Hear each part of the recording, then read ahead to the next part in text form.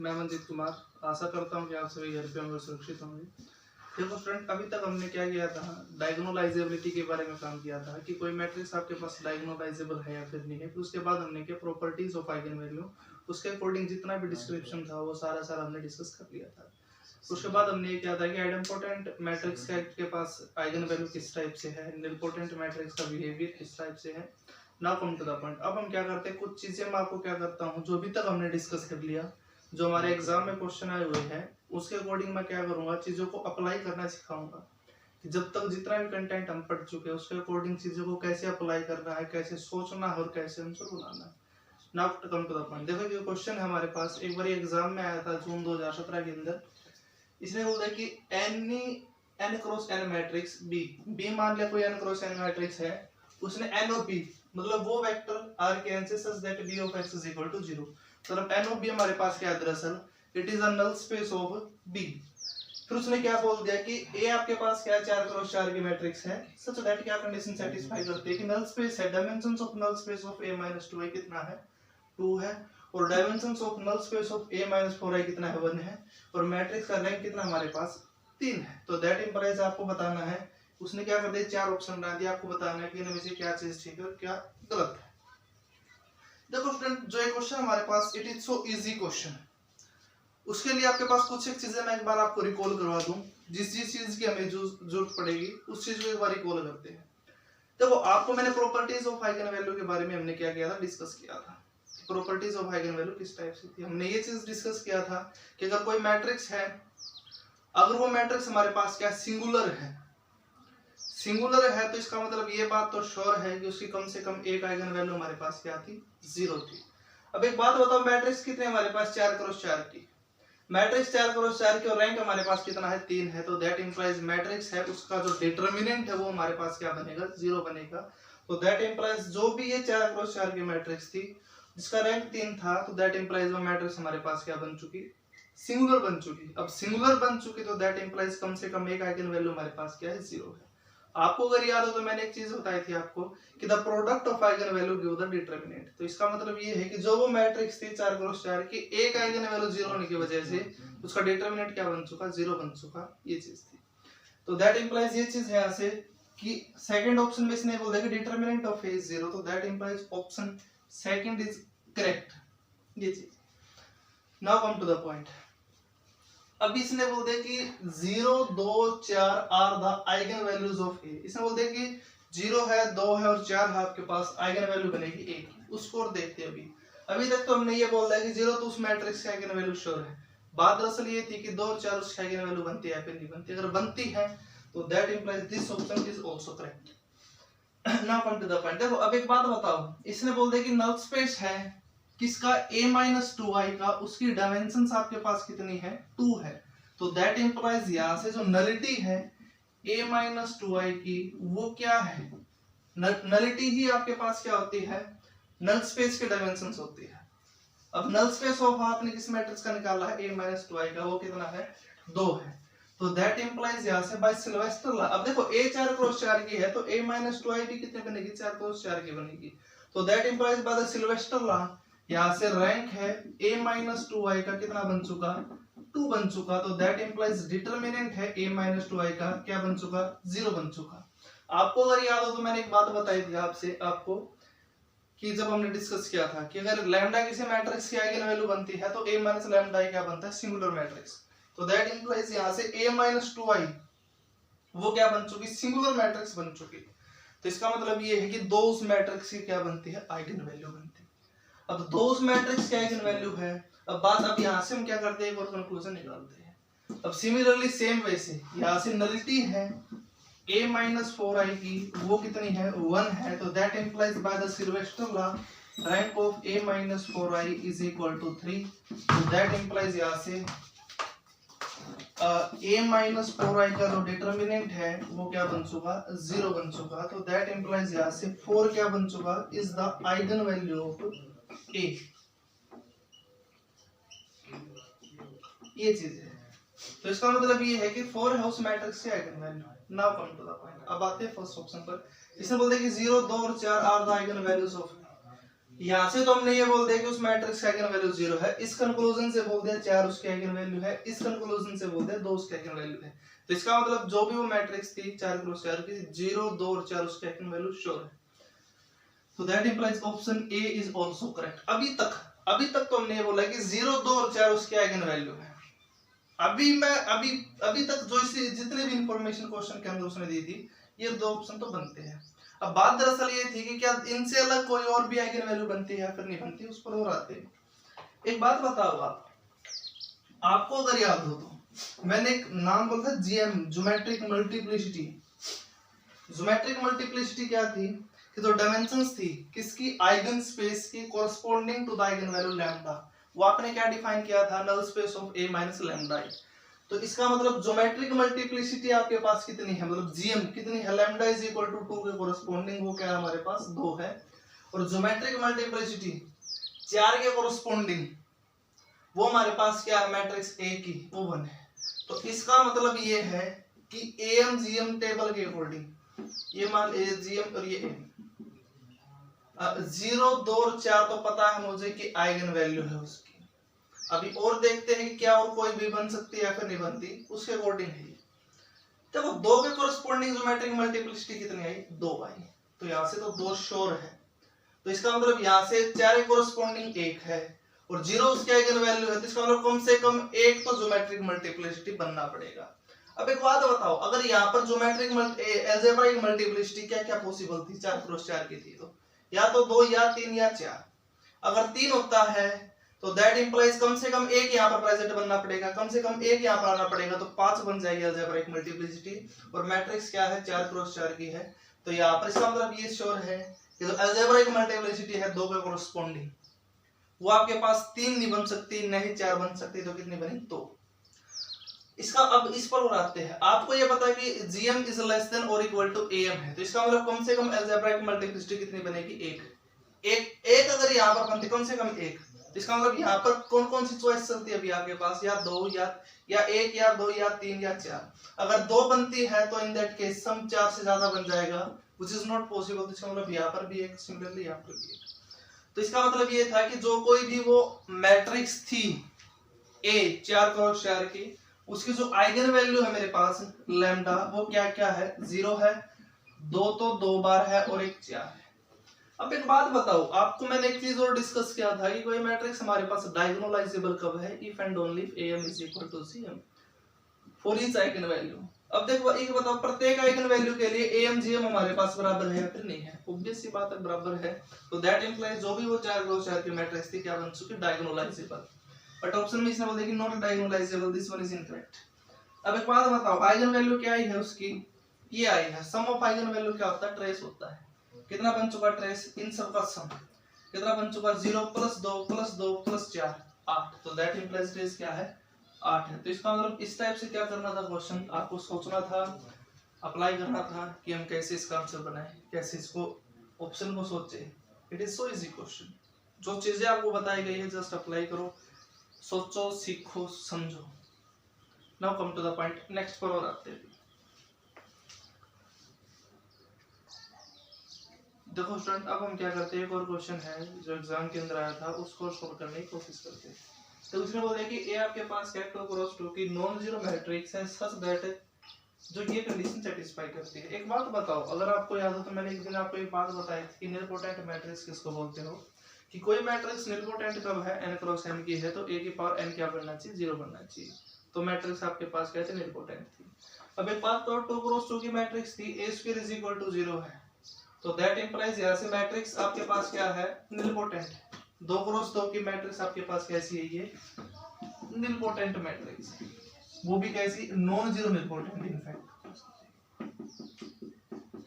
कल ही हमने क्या किया था डिस्कस, लास्ट जो वीडियो है उसके अंदर मैंने ये चीज बताई थी आपको कि नॉन जीरो निलपोटेंट मैट्रिक्स के बारे में आप हमने डिस्कस किया था कि वो कभी डायगोनलाइजेबल नहीं होती। और सेकंड मैंने आपको ये भी बताया था कि जब कभी भी कोई भी हमारे पास क्या हो, निलपोटेंट मैट्रिक्स हो, तो उसके सारे के सारे आइगन वैल्यू क्या होती है, हमेशा ही 0 बनती है। उसी अप्रोच के अकॉर्डिंग ये क्वेश्चन डिजाइन कर दिया। अब देखो क्या बोलता है ये, इसने बोल दिया कि PAP inverse is diagonal for some invertible 2 cross 2 matrix with P with increase in R। अब एक बात बताओ, अगर ये मैट्रिक्स डायगोनल बनी, if P inverse is diagonal such that D is diagonal, तो दैट इंप्लाइज जो मैट्रिक्स A है वो किसके सिमिलर बन जाएगी, डायगोनल मैट्रिक्स के। तो दैट इंप्लाइज A को क्या होना पड़ेगा, अब यहाँ से डायगोनलाइजेबल मैट्रिक्स बनना पड़ेगा। और कल ही मैंने आपको एक बात बताई थी कि non zero nilpotent matrix is never diagonalisable. तो इसका मतलब ऐसा कोई P एग्जिस्ट ही नहीं करता सच दैट जो P इनवर्स करने पर हमारे पास क्या बनता हो, डायगोनल मैट्रिक्स बनता हो। तो that implies option first is incorrect. फिर उसने बोल दिया कि A has two distinct eigen value in C। कल हमने ये भी किया था कि जो निलपोटेंट मैट्रिक्स है उसकी सारे के सारे आइगन वैल्यू क्या है, 0 है। तो इसका मतलब अब सेकंड ऑप्शन तो ये बोलता है कि इसकी दो अलग अलग वैल्यू आएगी, इसकी आइगन वैल्यू 2 जरूर है बट वे क्या हमारे पास सेम है, अलग थोड़ी ना है। तो that implies option B is incorrect. अब इसमें बोल रहे कि A has only one eigen value in C with multiplicity is 2। अब A की जो आइगन वैल्यू हमारे पास वो क्या है, 0 और 0 है। A की जो आइगन वैल्यू है एक ही है, केवल एक ही तो हमारे पास आइगन वैल्यू है, कौन सी, 0, जिसकी मल्टीप्लिसिटी कितना है, 2 आई है। तो that implies this option is correct. अब इसने बोल दिया कि for some v belongs to C square such that v is non zero AB is equal to v। अब एक बात बताओ स्टूडेंट मुझे, अगर ऐसा नॉन जीरो v, ऐसा non zero vector v exist किया, ये कंडीशन सेटिस्फाई की, तो दैट इंप्लाइज यहां से क्या मतलब होता है इसका कि जो v है हमारे पास क्या बन जाएगा, आइगन वेक्टर बन जाएगा a का corresponding to the eigen value lambda is equal to 1। तो दैट इंप्लाइज यहां से आइगन वैल्यू a की क्या बननी पड़ जाएगी, 1 बननी पड़ जाएगी। बट हमें तो ये पता है कि निलपोटेंट मैट्रिक्स की आइगन वैल्यू क्या होती है, हमेशा ही 0 होती है। तो दैट इंप्लाइज ऐसा v हमारे पास एग्जिस्ट नहीं करता, non zero v such that ab is equal to क्या बनता हो, v बनता हो। तो that implies this option is incorrect. तो ये क्वेश्चन था स्टूडेंट हमारे पास एग्जाम के अंदर आया था। इस टाइप से हमें क्या है, सोचना होता है, चीजों को अप्लाई करना होता है, कैसे करें कैसे ना करें। इस चीज को सोचो समझो सीखो, क्या कैसे आंसर बनाना हमें, कैसे नहीं बनाना। Now come to the point. अब हम क्या करते हैं, कुछ और क्वेश्चन उठाते हैं जो हमने अभी तक डिस्कस कर लिया, उसके अकॉर्डिंग अप्लाई करने की कोशिश करते हैं।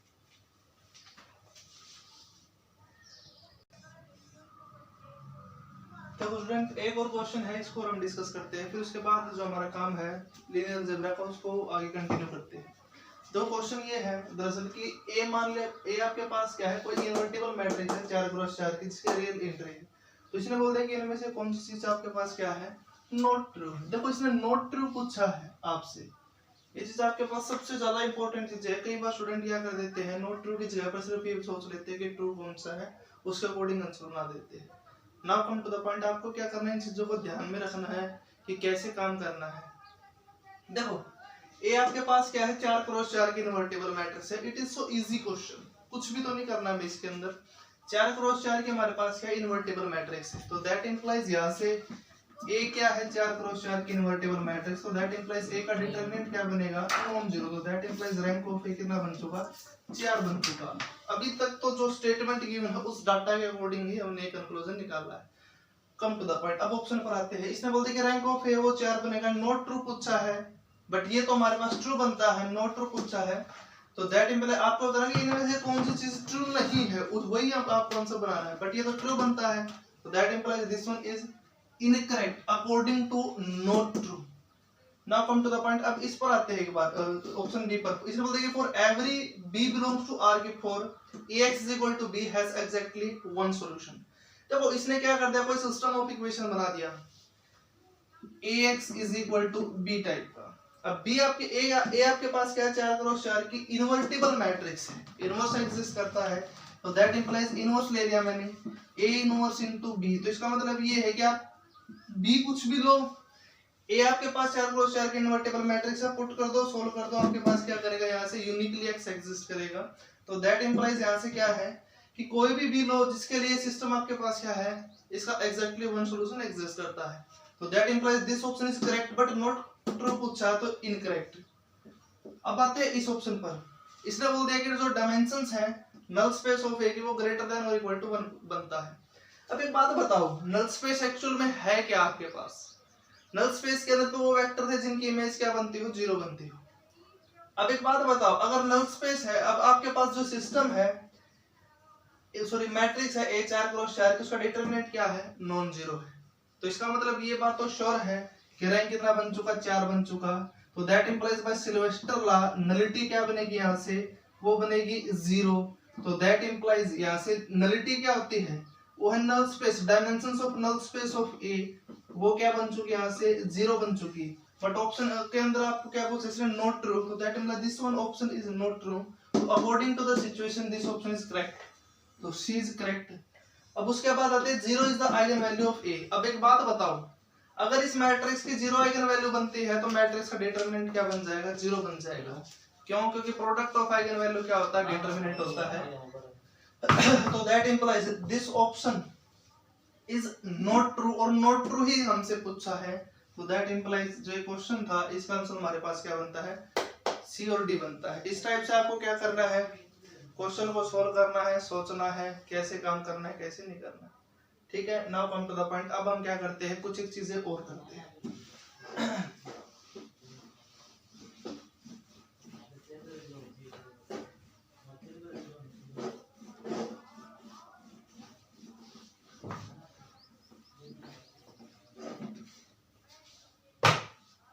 देखो बच्चों, आपको अगर याद हो तो कल हमने क्या डिस्कस किया था, लास्ट वीडियो के अंदर हमने ये चीज किया था कि अगर कोई हमारे पास आइडेम्पोटेंट मैट्रिक्स है उसकी आइगन वैल्यू डायगोनलाइजेबिलिटी पर हम कमेंट कर चुके थे।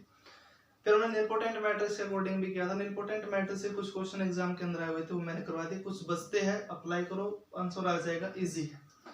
Now come to the point. अब हम क्या करते हैं, डिस्कस करते हैं इनवॉल्यूटरी मैट्रिक्स को। मैंने क्या कर लिया, मान लिया late A is equal to Aij N cross N such that Aij belongs to the field F such that कि A square आपके पास क्या है, आइडेंटिटी मैट्रिक्स है। तो आपको डिस्क्रिप्शन देना है, कंप्लीट डिस्क्रिप्शन देना है कि जो इनवॉल्यूटरी मैट्रिक्स है वो डायगोनलाइजेबल है या फिर नहीं है, किस टाइप का बिहेवियर वो रखती है, किस टाइप का नहीं रखती। देखो मैट्रिक्स आपके पास क्या है, N क्रॉस N की इस कंडीशन को सेटिस्फाई करती है वो। तो मैंने क्या कर लिया, जो आइडेंटिटी मैट्रिक्स थी उसको क्या कर दिया, शिफ्ट कर दिया लेफ्ट हैंड साइड की तरफ। तो दैट इंप्लाइज यहाँ से क्या बन चुका कि a square minus I is equal to 0। अब इसको देखकर मैंने क्या किया, एक पोलिनोमियल बनाना स्टार्ट कर दिया। इसको देखकर पोलिनोमियल कैसे बनाएंगे, x को हटा दो, a को हटा दो, x मान लो। तो दैट इंप्लाइज मैंने क्या कर लिया, let f of x is equal to x square minus 1, ये पोलिनोमियल मान लिया। अब अगर इसके अंदर मैं x की जगह पर a पुट करता हूं तो क्या बनता है, if x is equal to a, तो that implies f of a is equal to a square minus i, और a स्क्वायर माइनस i के आपके पास 0 मैट्रिक्स। तो दैट इंप्लाइज ये बात तो श्योर है कि जो ये पोलिनोमियल है और जो मैट्रिक्स है a, इस पोलिनोमियल को क्या करती है, सेटिस्फाई करती है। तो इसका मतलब यहाँ से ये भी हो चुका कि जो f ऑफ x हमारे पास वो क्या बन चुकी, एनिहिलेटिंग पोलिनोमियल बन चुकी a की। क्योंकि एनिहिलेटिंग पोलिनोमियल आप किसको बोलते थे, कि वो पोलिनोमियल जो a के द्वारा सेटिस्फाई। तो इसका मतलब f ऑफ x हमारे पास क्या है, एनिहिलेटिंग पोलिनोमियल है। मैंने इसको क्या लिख लिया, इस फॉर्म का लिख लिया। आपको अगर याद हो तो स्टूडेंट, मैंने एक बात बताई थी कि जो मिनिमल पोलिनोमियल है वो हमेशा ही क्या करती है, डिवाइड करती है एनिहिलेटिंग पोलिनोमियल को। अब मैंने क्या कर लिया, मान लिया let mx be the minimal polynomial of a। तो दैट इंप्लाइज mx है वो क्या डिवाइड करेगा, f ऑफ x को। तो इसका मतलब जो मिनिमल पोलिनोमियल है a की, वो क्या करेगी, इनको डिवाइड करेगी, इन फैक्टर्स को डिवाइड करेगी। तो दैट इंप्लाइज यहाँ से mx की जो पॉसिबिलिटी हमारे पास वो क्या क्या बन चुकी, या तो x माइनस 1 या x प्लस 1, या हमारे पास क्या हो x minus 1 into x plus 1, ये चीज है। ये चीज हमारे पास बन चुकी है।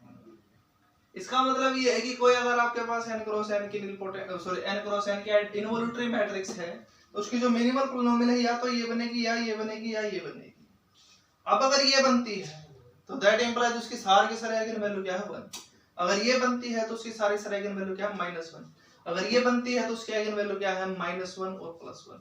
तो इसका मतलब ये है कि जब कभी भी हमारे पास कोई क्या हो, n क्रॉस n की कौन सी मैट्रिक्स हो, n क्रॉस n की हमारे पास इनवॉल्यूटरी मैट्रिक्स हो, तो उसकी आइगन वैल्यू क्या है, या तो 1 है या फिर -1 है। तो that implies the all eigen values of of the involuntary matrix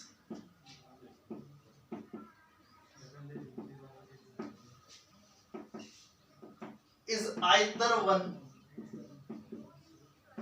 और -1, या तो 1 बनेगी या फिर -1 बनेगी। देखो स्टूडेंट, जो अभी हम डिस्कस कर रहे हैं चीजों को क्या करें, मेनली जो चीजें आपको बताई गई है उसको अप्लाई कर रहे हैं, सोच रहे हैं कैसे करें कैसे न करें।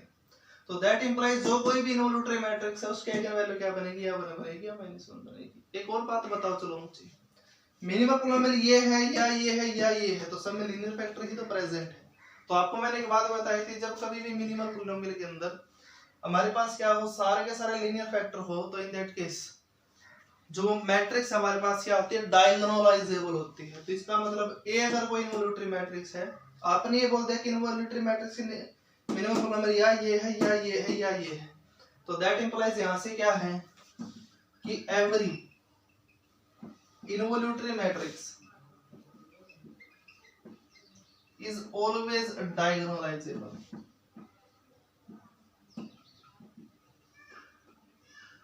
किस किस चीज पर डायगोनलाइजेबल है, एक बात बताओ मुझे, आइगन वैल्यू कहां पर लाई करती है इसकी, 1 -1 1 -1, आर में भी है, सी में भी है और क्यू में भी है। It is always diagonalisable. और क्यू, आर एंड सी, इन तीनों में क्या हमारे पास डायगोनलाइजेबल। एक और बात बताओ, अगर मिनिमम पॉलिनोमियल ये है तो क्या आप यहाँ से ये बोल सकते हो कि कैरेक्टरिस्टिक्स पॉलिनोमियल क्या बनती होगी। अगर मिनिमम पॉलिनोमियल ये है तो cx क्या बनेगी, x - 1 की पावर n बनेगी। अगर मिनिमम पॉलिनोमियल ये हुई तो मैट्रिक्स ही हमारे पास क्या है, आइडेंटिटी मैट्रिक्स है। अगर मिनिमल पॉलिनोमियल ये है तो मिनिमल पॉलिनोमियल है, ए मैट्रिक्स को क्या करते हैं, अपनी मिनिमल पॉलिनोमियल को क्या करते हैं, सेटिस्फाई करती है। अब सेटिस्फाई करती है, पुट करने पर क्या बनेगा, 0 बनेगा। तो that implies if minimal polynomial is this, तो दैट इंप्लाइज मैट्रिक्स हमारे पास क्या है, -in। तो दैट इंप्लाइज यहां से कैरेक्टरिस्टिक्स पॉलिनोमियल क्या बनेगी, x + 1 की पावर n बनेगी। If minimal polynomial is this, तो दैट इंप्लाइज ए हमारे पास क्या है, ना तो आइडेंटिटी मैट्रिक्स है और न ही हमारे पास क्या है, माइनस आइडेंटिटी मैट्रिक्स है। तो दैट इंप्लाइज cx यहां से क्या बनेगी, x - 1 की पावर a into x + 1 की power b such that a + b = n। इस टाइप से क्या था स्टूडेंट, आपको क्या करना है, थ्रू आउट चीजों को अप्लाई करना है, कंक्लूजन बनाना है। अभी तक जो हमने बेसिकली क्या किया है, डिस्कस किया है, उसका जो कंसेप्ट पूरा का पूरा अप्लाई किया है किसके अंदर, इस चीज के अंदर। देखो स्टूडेंट, एक्चुअल में क्या होता है, वो क्वेश्चन के अंदर आपको क्या देता है, बेसिकली वो वैसे ही बोल देता है कि मान लिया कोई n क्रॉस n की मैट्रिक्स है, इस रिलेशन को सेटिस्फाई करती है, तो आप क्या करो, वहां से रिलेशन को देखकर पॉलिनोमियल बनाओ, एनालिटिक पॉलिनोमियल। अब एनालिटिक पॉलिनोमियल के थ्रू आप कमेंट कर सकते हो मिनिमल पॉलिनोमियल पर, मिनिमल पॉलिनोमियल के थ्रू आप आइगन वैल्यू बता सकते हो उसकी। अब मिनिमल पॉलिनोमियल के अंदर आपके पास लीनियर फैक्टर है, तो मैट्रिक्स की डायगोनलाइजेबिलिटी पर भी कमेंट कर सकते हो। तो इसका मतलब जब कभी भी रेफरेंस सिलेक्शन गिवन होता है तो वहां से आप क्या है, बहुत हद तक उस मैट्रिक्स का बिहेवियर बता देते हो कि वो क्या है। एक और चीज नोटिस करने की है स्टूडेंट, कई बार स्टूडेंट क्या कर देते हैं, गलती कर देते हैं इस चीज में कि जो एनिलेटिंग पॉलिनोमियल का जो रूट है वो आइगन वैल्यू है। No, it is incorrect. अगर आइगन वैल्यू अगर आपके पास क्या है, एनिलेटिंग पॉलिनोमियल का जो रूट है वो कोई जरूरी नहीं हमारे पास क्या बनता हो, आइगन वैल्यू बनता हो। जैसे कि फॉर एग्जांपल एनिलेटिंग पॉलिनोमियल तो ये थी, इसका रूट क्या है, -1 और 1, तो इसका मतलब ये है कि आइगन वैल्यू तो आपके पास क्या बनेगी, 1 और -1 बनेगी। फॉर एग्जांपल मान लो अगर मैं आइडेंटिटी मैट्रिक्स लेता तो आइगन वैल्यू तो सारी कितनी है, 1 है, बट इसका रूट क्या बना है, 1 और -1। तो यहाँ से मैं ये नहीं बोल सकता कि जो आइगन एनालिटिक पॉलिनोमियल का जो रूट है वो हमारे पास क्या बनेगा, वो हमारे पास क्या बनेगा कि वो आइगन वैल्यू बनेगी किसकी, इनवॉल्यूटरी मैट्रिक्स। ऐसे नहीं बोल सकते। एक और चीज इसके अंदर नोटिस करने की है बेसिकली कि एनिलेटिंग पॉलिनोमियल का जो रूट नहीं है वो आइगन वैल्यू नहीं बनेगी कभी, ये तो बोल सकता हूं। और मैं यहां से ये भी बोल सकता हूं कि जो एनिलेटिंग पॉलिनोमियल का जो रूट है उनमें से ही आइगन वैल्यू बनेगी, किसकी, जो गिवन मैट्रिक्स है उसकी। ठीक है स्टूडेंट, इस टाइप से क्या करना, आपको चीजों को सोचना, अप्लाई करना। जो चीज अभी तक मैंने करवा दी उसी के अकॉर्डिंग तो क्या किया हमने, अप्लाई किया चीजों को। सोचो समझो कैसे काम करना है, कैसे वर्क करे इसको।